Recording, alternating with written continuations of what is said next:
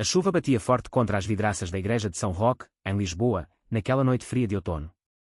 João, com apenas 18 anos, tremia encolhido no banco de madeira dura, as roupas encharcadas e o coração despedaçado. Seus pais o haviam arrastado até ali, gritando acusações de pecado e vergonha familiar, e o deixaram para trás como se ele fosse lixo descartável, mas uma freira idosa, Irmã Maria, passando pelo corredor escuro, parou ao vê-lo e, em vez de condenação, ofereceu um cobertor e um abraço maternal que mudaria tudo. João não conseguia acreditar no que havia acontecido. Horas antes, em casa, no bairro da Alfama, ele confessara sua orientação sexual após anos de luta interna. Eu sou gay, dissera com a voz trêmula, esperando compreensão, mas o pai, um pescador conservador chamado António, explodira em fúria. Isso é do demônio. Você não é mais meu filho, berrou, enquanto a mãe, Rosa, chorava e rezava o terço, concordando tacitamente. Eles o empurraram para o carro e dirigiram até a igreja mais próxima, abandonando-o ali como uma ofrenda para que Deus o curasse. Agora, sozinho no silêncio e quante, João sentia o peso da rejeição cravar-se em sua alma, questionando se valia a pena viver. Irmã Maria, uma mulher de 60 anos com olhos bondosos e hábito desgastado pelo tempo, não era como os outros. Ela havia dedicado a vida à caridade, ajudando os marginalizados da sociedade portuguesa, onde o catolicismo ainda ditava normas rígidas.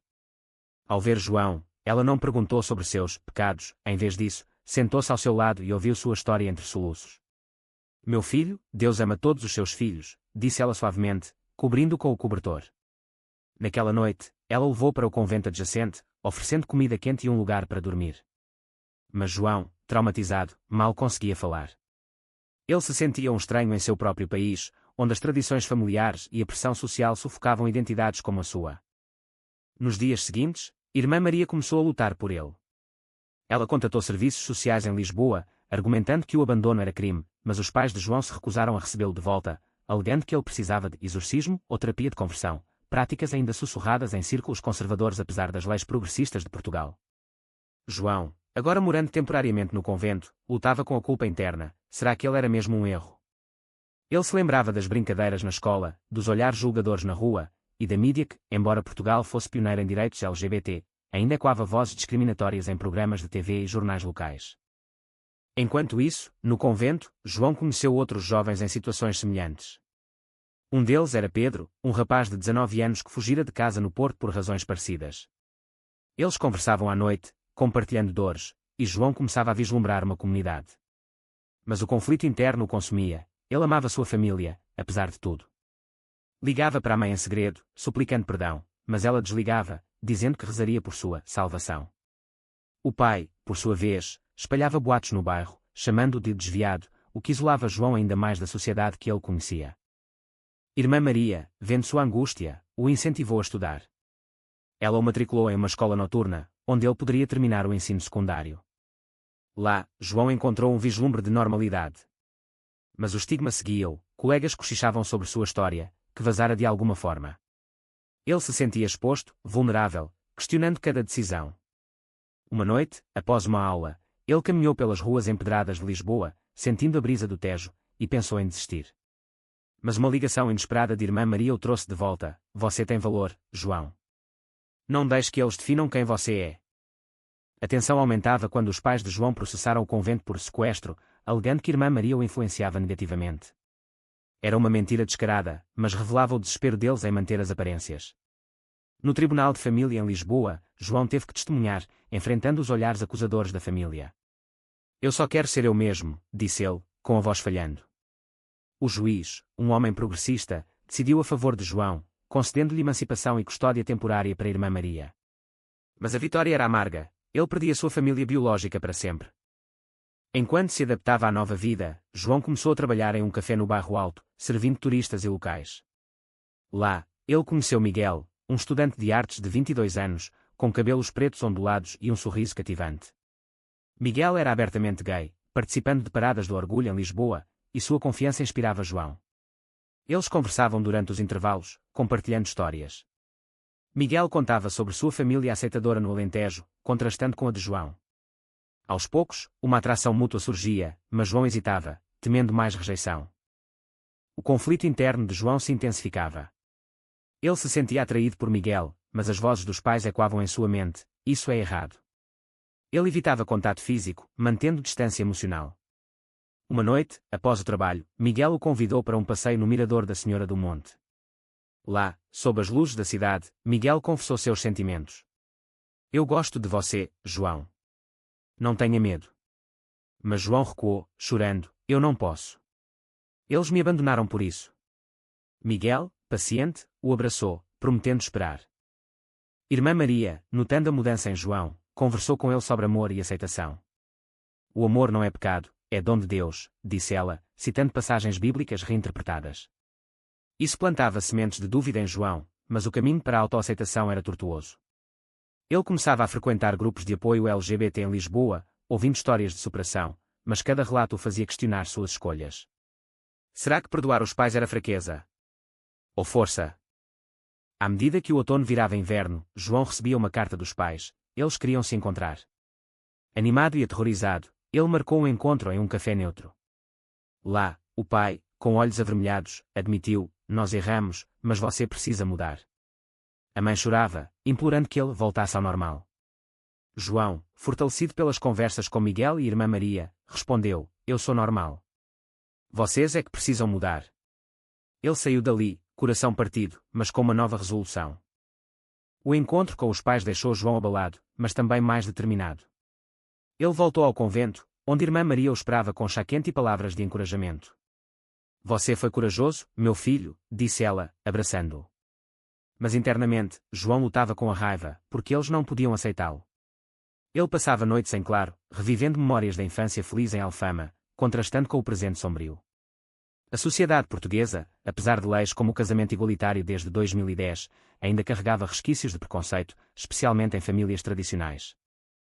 Miguel, percebendo a turbulência de João, o convidava para saídas casuais. Eles passeavam pelo Chiado, visitando livrarias e galerias de arte. Miguel, com sua paixão pela pintura, mostrava a João como expressar emoções através da cor.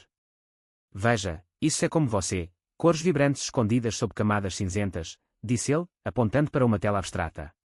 João ria, sentindo-se vivo pela primeira vez. Mas o medo persistia, e se Miguel o traísse, como sua família? No trabalho, no café, João enfrentava olhares julgadores de clientes conservadores que ouviam boatos. Um dia, um homem idoso o confrontou: você é aquele garoto abandonado. Deus não aprova isso. João, tremendo, respondeu: Deus aprova o amor. O incidente o abalou, levando-o a questionar sua visibilidade. Ele considerou-se esconder novamente, mas Miguel o incentivou: ser autêntico é a maior rebelião. Irmã Maria, preocupada com o bem-estar de João, o ajudou a se inscrever em uma universidade em Lisboa, estudando psicologia para entender melhor seus conflitos internos. Nas aulas, ele aprendia sobre identidade de género e orientação sexual, confrontando mitos sociais. Mas o currículo também destacava os danos da rejeição familiar, e quando sua dor. Ele escrevia diários, processando emoções, porque o amor entre dois homens é visto como ameaça. Enquanto isso, a relação com Miguel evoluía. Eles compartilhavam beijos roubados em parques, mas João parava, assombrado por culpas. Miguel, paciente, contava sua própria história. Ele saíra do armário aos 16, enfrentando bullying na escola no Alentejo, mas com apoio da família. Minha mãe disse: você é meu filho, ponto final, recordava. Isso invejava João, mas também o inspirava. Uma noite, em um jantar romântico em casa de Miguel, João confessou: eu te amo, mas tenho medo. Miguel respondeu: eu esperarei o tempo que for preciso. O conflito familiar escalava quando o pai de João, António, apareceu no café. Volte para casa e pare com isso, exigiu. João, com voz firme, negou: esta é minha casa agora. António saiu furioso, mas deixou uma semente de dúvida: e se ele estivesse certo? Naquela noite, João chorou nos braços de Irmã Maria, questionando sua identidade. Ela o lembrou: Deus não erra na criação. João começou a se envolver em ativismo LGBT, participando de reuniões na Associação ILGA Portugal. Lá, ele conheceu histórias de traição e superação, fortalecendo sua resiliência. Mas uma traição veio de onde menos esperava. Pedro, o amigo do convento, invejoso da relação com Miguel, espalhou rumores de que João usava Irmã Maria para ganhar simpatia.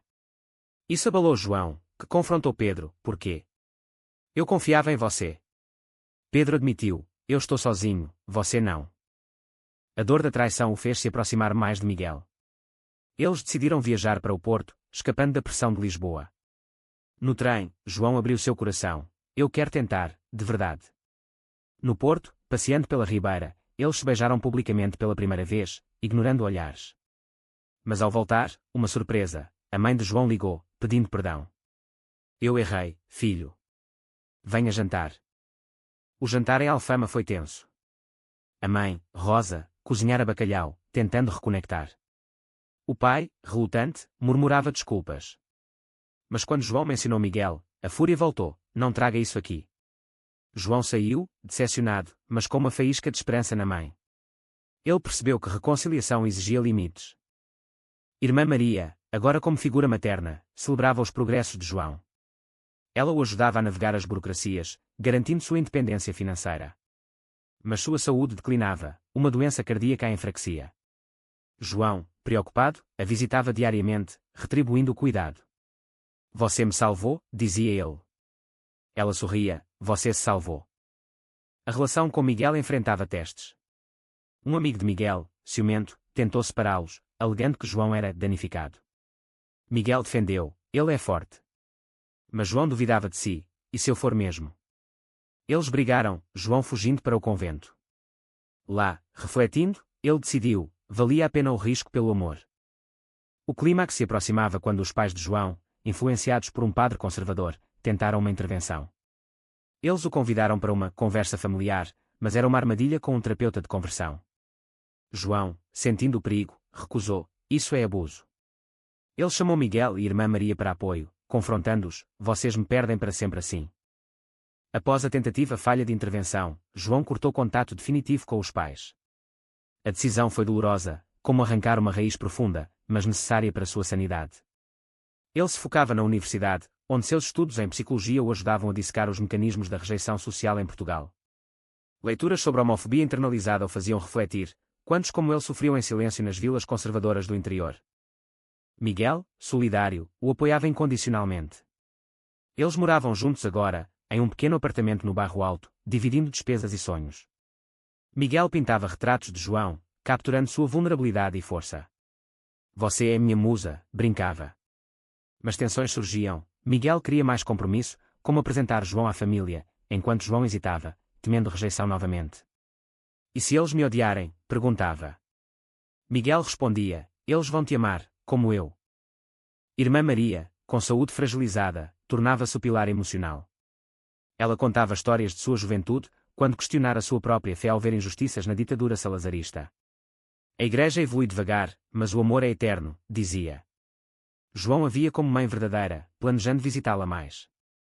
Mas um dia, ela sofreu um infarto leve, hospitalizada no Hospital de Santa Maria. João correu para lá, segurando sua mão, não me deixe, por favor.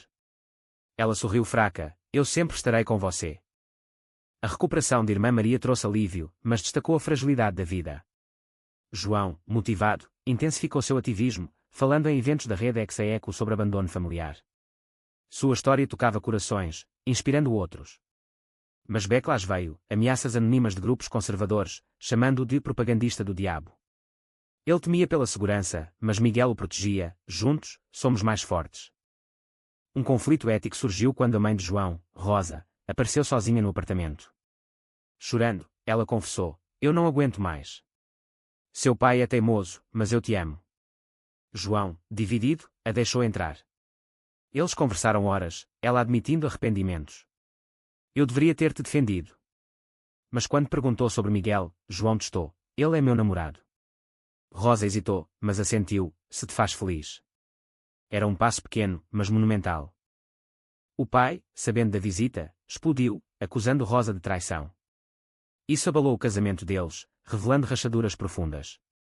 Antônio, isolado, começou a questionar suas crenças, assistindo documentários sobre direitos LGBT em segredo. Mas orgulho o impedia de admitir. João e Miguel viajaram para o Alentejo, conhecendo a família de Miguel. A mãe, uma agricultora calorosa, os recebeu com abraços, bem-vindo à família, João. Pela primeira vez, João sentiu aceitação incondicional. Eles passearam por vinhedos, Miguel propondo, quer casar comigo um dia? João, emocionado, respondeu, sim, mas devagar. De volta a Lisboa, João enfrentou uma crise no trabalho. O dono do café, conservador, o demitiu após boatos. Não quero controvérsias aqui. Desempregado, João se sentia regredir. Mas Irmã Maria o ajudou a encontrar um emprego em uma ONG LGBT, onde ele poderia usar sua experiência para ajudar outros. A traição veio de dentro. Um colega na ONG, invejoso de sua ascensão, vazou detalhes pessoais de João para a imprensa conservadora. Um artigo no Correio da Manhã o pintava como vítima manipulada por freiras liberais. João, furioso, confrontou o colega. Por quê? Somos do mesmo lado. O traidor admitiu, você rouba os holofotes. Isso o fez questionar alianças. Miguel, apoiando, sugeriu terapia conjunta. Nas sessões, eles exploravam medos, João de abandono, Miguel de compromisso. Eu te amo apesar de tudo, disse Miguel. João, chorando, confessou, eu também, mas o mundo nos machuca.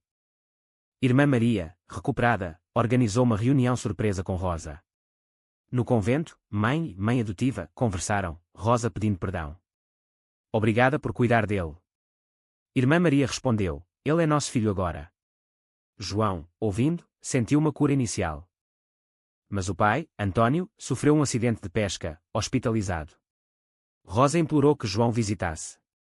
Relutante, ele foi ao hospital em Setúbal. Lá, Antônio, fraco, murmurou, me perdoe, filho. Eu estava errado. Era genuíno. João, cético, respondeu, prove. Antônio prometeu mudar. A reconciliação tentativa trouxe paz, mas testes. Na parada do Orgulho em Lisboa, João marchou com Miguel, pais assistindo de longe. Rosa acenou, Antônio ficou em silêncio, mas presente. Era progresso. João refletia, as escolhas erradas dos pais o fortaleceram. Ou o danificaram irreparavelmente. Ele decidia perdoar, mas com limites, focando no futuro com Miguel. Com a reconciliação em andamento, João se sentia em um limbo emocional. O perdão aos pais era um processo lento, cheio de recaídas. Antônio, recuperado, tentava se aproximar, convidando para jantares familiares. Mas conversas viravam debates sobre moralidade, a igreja diz, começava ele. João interrompia, a igreja evolui, pai. Rosa mediava, mas o estresse envelhecia. Miguel, paciente, planejava o futuro. Vamos morar no Porto. Começar novo. João hesitava, e Irmã Maria? Ela, agora frágil, dependia dele emocionalmente. Ele a visitava semanalmente, ajudando no convento. Você é minha família, dizia ela. No trabalho na ONG, João liderava workshops sobre aceitação familiar. Seus discursos tocavam pais conservadores, um deles admitindo, meu filho é como você. Eu o expulsei. João aconselhava, volta atrás antes que seja tarde. Mas hipocrisia surgia quando descobria que um facilitador da ONG praticava discriminação interna contra bissexuais. Confrontando, isso contradiz tudo. O facilitador demitido, mas o incidente abalou a confiança de João na comunidade. Uma crise pessoal veio quando Miguel recebeu uma oferta de emprego em Madrid. É uma oportunidade, mas sem você, não vou. João, dividido, incentivou, vá, eu te sigo depois. Mas internamente, temia abandono. Eles brigaram, você me empurra embora, acusou Miguel. João confessou, tenho medo de perder você como perdi eles. Reconciliados, decidiram, Miguel iria, mantendo o relacionamento à distância. A separação testava, chamadas diárias, visitas mensais. João se sentia sozinho em Lisboa, voltando a questionar sua identidade. Sou digno de amor. Diários ajudavam, mas solidão o levava a bares LGBT, onde flertes o tentavam. Ele resistia, leal a Miguel. Irmã Maria piorava, diagnóstico de câncer.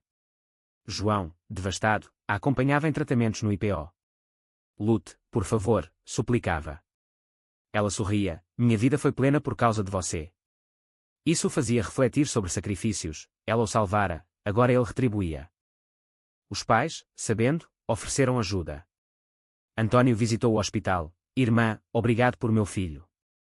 Um momento de unidade. Mas tensões, Antônio ainda relutava em aceitar Miguel. Ele é bom para você? Perguntou. João, sim, e você precisa conhecê-lo. Miguel voltou para uma visita, conhecendo os pais. Jantar tenso, Antônio interrogava, Rosa era amável. Miguel, charmoso, conquistava. Eu amo seu filho. Antônio grunhiu aprovação relutante. A saúde de Irmã Maria declinava rapidamente. Em seu leito, ela pediu, perdoe completamente, João. Ódio envenena. Ele prometeu. Ela faleceu pacificamente, João segurando sua mão, chorando perdas acumuladas. O funeral na igreja de São Roque reuniu todos, pais, Miguel, amigos. João discursou. Ela viu amor onde outros viam pecado. Isso tocou António, que depois admitiu: eu fui cego. Pós-luto, João decidiu mudar para Madrid com Miguel. Novo começo. Pais protestaram, mas aceitaram. Rosa, visite-nos. António, seja feliz. Em Madrid, adaptando-se, João trabalhava em uma ONG espanhola, ajudando imigrantes LGBT. Miguel prosperava na arte. Eles casaram em uma cerimônia simples, pais presentes via videochamada. Felicidade, mas sombras, João sonhava com a irmã Maria, questionando escolhas. Uma traição final, um primo de João, invejoso, espalhou mentiras online sobre sua vida pecaminosa. Isso afetou a carreira, forçando defesa pública. João escreveu um artigo no Público, Minha História de Rejeição e Redenção. Viral, trouxe suporte, mas também ódio. Miguel o apoiava, somos invencíveis. João, fortalecido, refletia, as dores o moldaram. Ou o quebraram. Ele escolhia ver como crescimento. Aproximadamente 850 palavras. Wait, this is shorter, add just 2,000 by expanding. Expanded, added more internal conflict details. João, em Madrid, enfrentava xenofobia sutil, mas a comunidade LGBT espanhola o acolhia.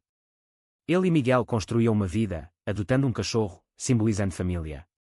Mas chamadas com pais revelavam progressos lentos. António lia livros sobre homossexualidade, Rosa participava de grupos de pais. Uma visita a Lisboa para o aniversário de Rosa reuniu todos. António, hesitante, apertou a mão de Miguel, bem-vindo. Um marco. João refletia no Tejo, valeu a pena o sofrimento. Sim, por levá-lo ao amor verdadeiro. A vida em Madrid fluía com altos e baixos. João e Miguel enfrentavam desafios cotidianos, burocracias de imigração, diferenças culturais. Mas o amor os unia. João, agora terapeuta em formação, ajudava jovens LGBT, e quando o legado de Irmã Maria. Ele visitava seu túmulo em Lisboa anualmente, deixando flores e orações. Os pais evoluíam. António, aposentado, voluntariava em uma igreja progressista, defendendo inclusão. Rosa, orgulhosa, enviava fotos de netos de primos, dizendo: um dia, vocês terão os seus. João sorria, sonhando com a adoção. Mas conflitos internos persistiam. João tinha crises de ansiedade, revivendo o abandono. Terapia ajudava, mas cicatrizes permaneciam.